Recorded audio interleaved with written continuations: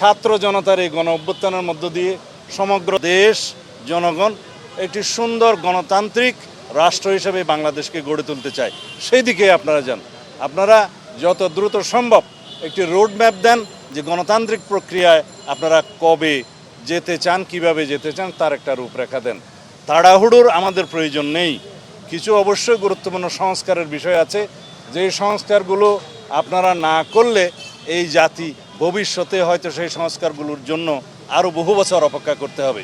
সুতরাং গণতান্ত্রিক সংস্কার, রাষ্ট্রীয় কাঠামোগুলোর সংস্কার, গণতান্ত্রিক প্রতিষ্ঠানগুলো আবার বিনির্মাণ করা, সাংবিধানিক সংস্কার এবং গণতান্ত্রিক প্রতিষ্ঠানগুলো দাঁড়িয়ে গেলে ভবিষ্যতে আমাদের এই প্রজন্মকে, আমাদের পরের প্রজন্মকে এগুলো নিয়ে আর কোনো দিন সংগ্রাম করতে হবে না। সেই হিসাবে আপনারা সিদ্ধান্ত গ্রহণ করবেন। ওনারা বলেছেন আমরা আপনাদের সহযোগিতা চাই, আমরা বলেছি আমাদের শতভাগ সহযোগিতা সবসময় থাকবে, আপনারা এগিয়ে যান।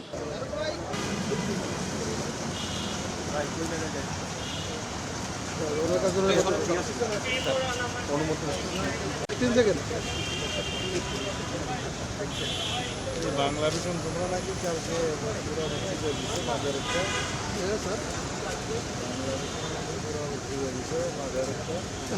আমি কালকে দেখতে পাচ্ছি।